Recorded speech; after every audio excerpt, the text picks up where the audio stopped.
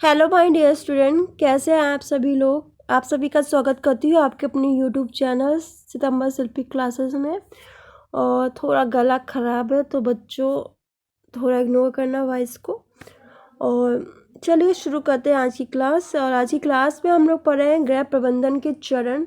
और जो चरण थे मैंने बताया था ना, चरण 4 प्रकार के होते हैं: आयोजन, संगठन, नियंत्रण और मूल्यांकन। अगर मुख्य पूछा जाए तो आयोजन, नियंत्रण और मूल्यांकन। तो चरण याद रखना, स्टेप बाय स्टेप लगाने को बहुत पूछा जाता है पेपर में।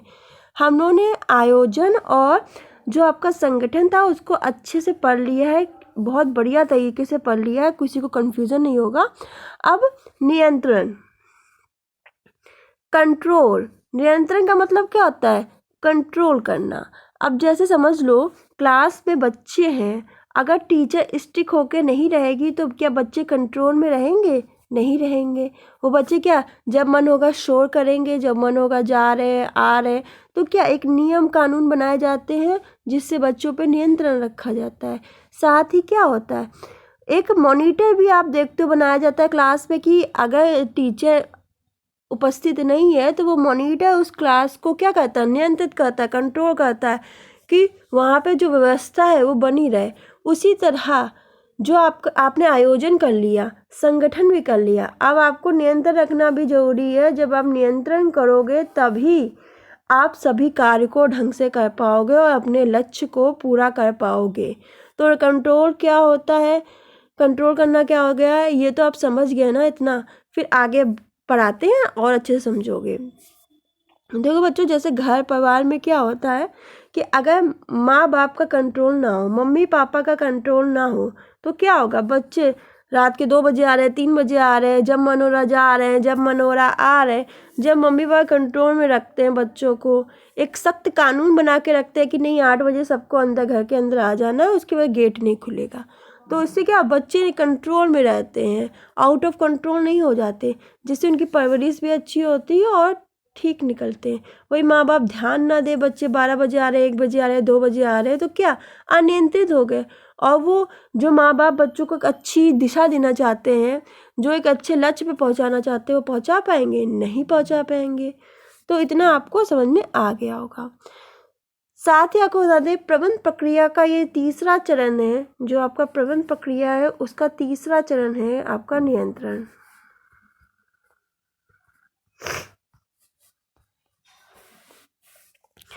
साथ ही आपको एक और बात इम्पोर्टेंट पॉइंट है, लिख लो। निकेल और डार्सी ने इसे यंत्र कहा है। निकेल और डार्सी ने नियंत्रण को क्या कहा है? यंत्र कहा है। ये भी लिख लो, क्वेश्चन बहुत पूछा जाता है, बहुत तरीके से पूछा जाता है। तो अगर जब आपको पता होगा ना तभी तो आप कर पाओगे, ऐसे तो आप नहीं कर पाओगे चीज़ों को।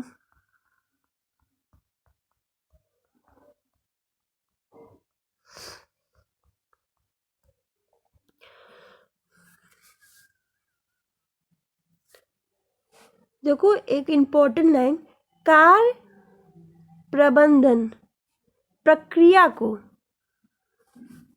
हम क्या कहते हैं? नियंत्रण कहते हैं। अगर पूछा जाए कार्य प्रबंधन प्रक्रिया को हम क्या कहते हैं, तो कार्य प्रबंध प्रक्रिया को हम नियंत्रण कहते हैं। ये क्वेश्चन बहुत बार पूछा गया है, बहुत बार रिपीटेड हुआ है, इसलिए हम बता रहे हैं। कार्य प्रबंध प्रक्रिया को हम नियंत्रण कहते हैं। इस पॉइंट को लिख लेना, सेम टू सेम ये आपको क्वेश्चन देखने को मिल जाएगा। देखो बच्चों, नियंत्रण क्या है? कंट्रोल करना। देखो जब कंट्रोल रहेगा तो ये कंट्रोल, जब किसी पर कंट्रोल करने की क्या आ जाती है? पावर आ जाती है। तो नियंत्रण करने की क्या एक शक्ति होती है उसके पास, कि हाँ मुझे इस क्लास को नियंत्रित करना है। क्लास का मॉनिटर है, मैम ने क्लास में मॉनिटर बना दिया, तो उसके पास क्या आ गई? एक पावर आ गई कि हाँ, और बच्चों के अंदर वो पावर नहीं है। जो मॉनिटर बनाया गया उसके पास पावर है, वो क्लास को क्या कर रहा है? नियंत्रित कर रहा है, कंट्रोल कर रहा है। अगर शोर मचाओगे, अव्यवस्था करोगे तो मैम से शिकायत कर देंगे, और बच्चे क्या डर जाते हैं और सही से अपना कार्य करते। क्लास में शांति बनी रहती है, तब तक मैम दूसरा काम भी कर लेती हैं। इतना आपको समझ में आ रहा है? इसमें कन्फ्यूज होने की आपको बिल्कुल भी ज़रूरत नहीं है।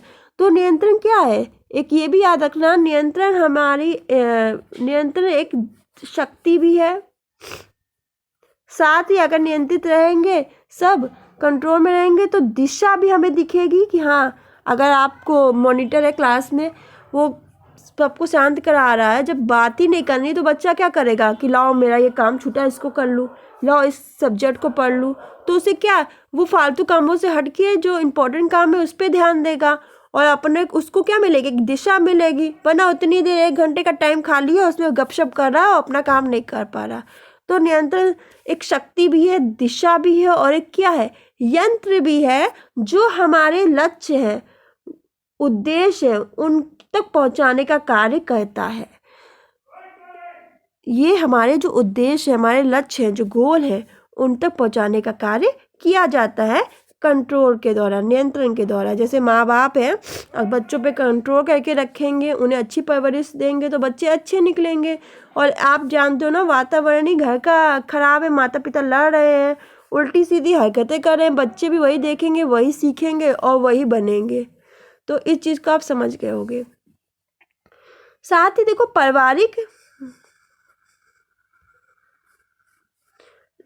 पारिवारिक उद्देश्य, हर परिवार के कुछ उद्देश्य होते हैं। पारिवारिक उद्देश्यों, लक्ष्यों की पूर्ति के लिए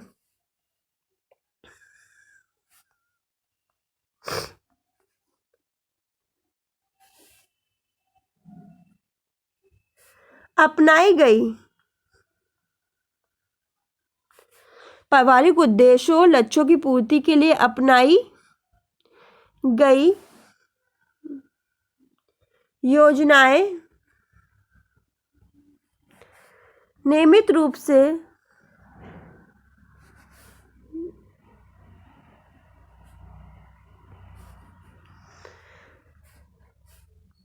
चल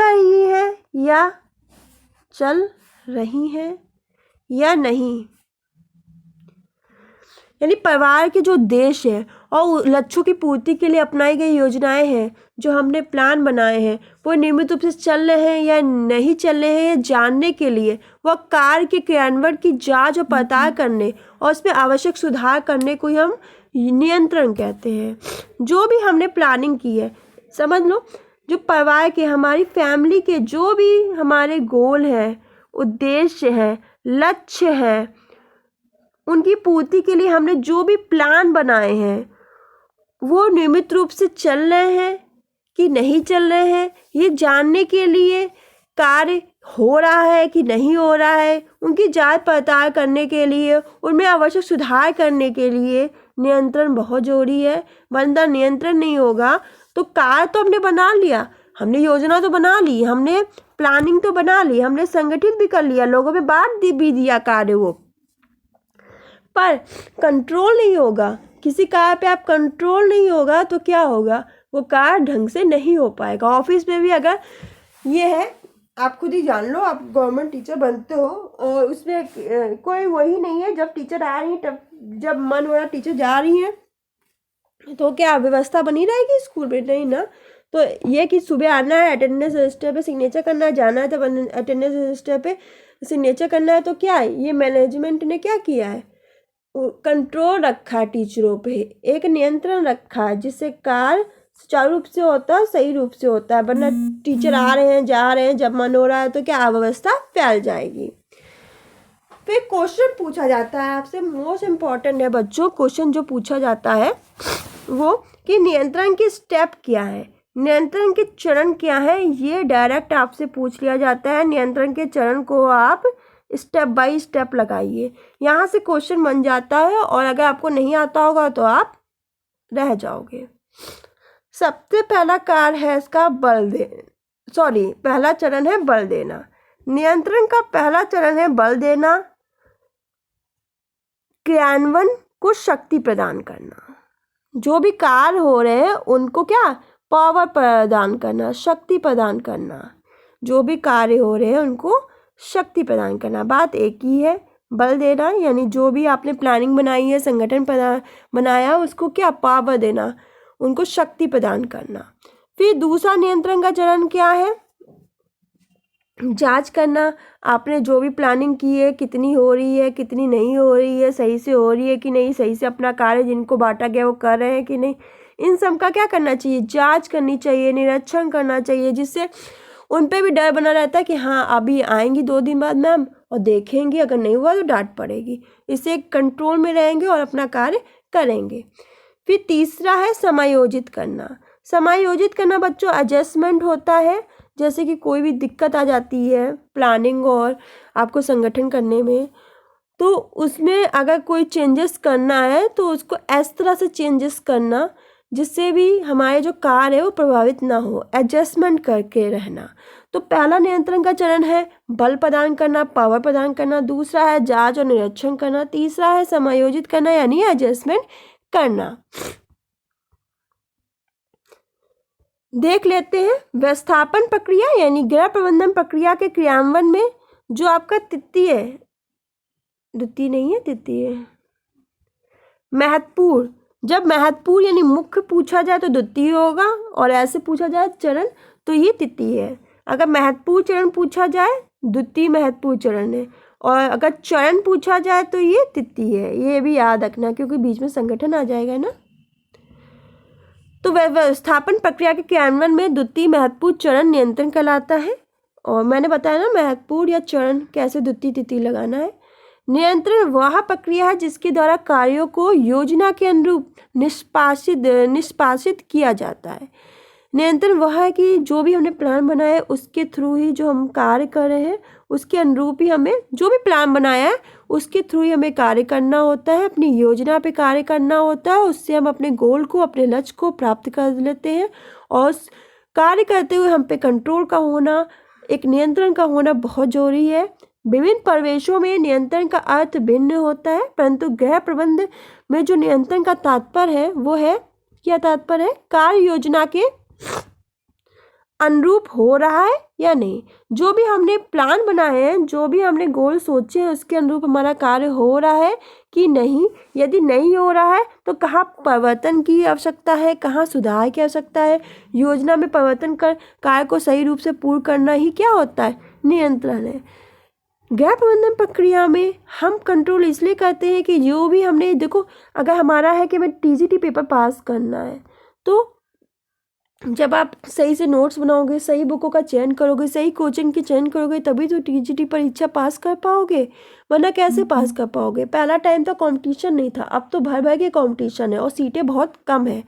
तो वही हाल इस चीज़ का है बच्चों कि जो भी हमने प्लान बनाया है वो उसके अनुरूप हो रहा है कि नहीं, कहाँ परिवर्तन की ज़रूरत है, कहाँ सुधार की ज़रूरत है। योजना में परिवर्तन कर कार्य को सही समय पर पूर्ण करना नियंत्रण कहलाता है। नियंत्रण की परिभाषा इम्पोर्टेंट है, लिख लेना, यहाँ से क्वेश्चन बनता है।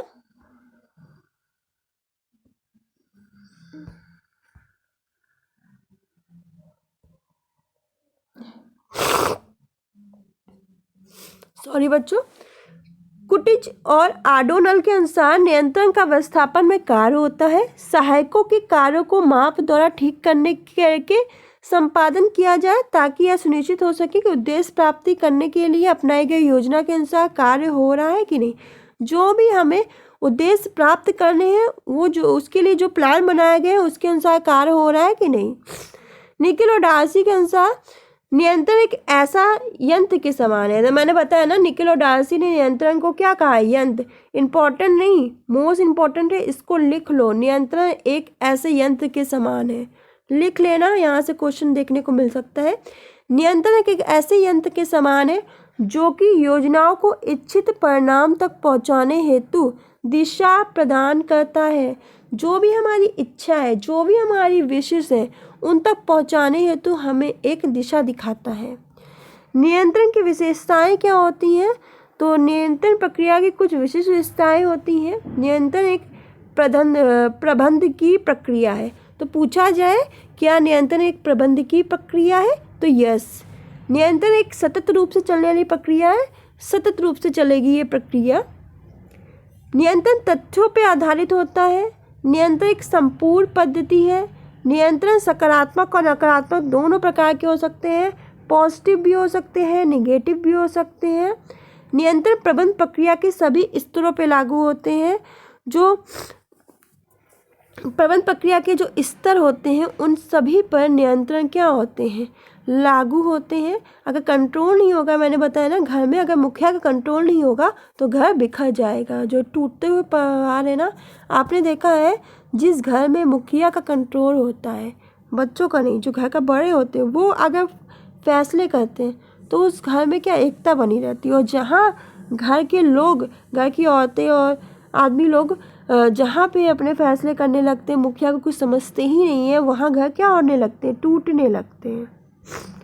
नियंत्रण का क्षेत्र व्यापक होता है। जो नियंत्रण है उसका क्षेत्र व्यापक होता है।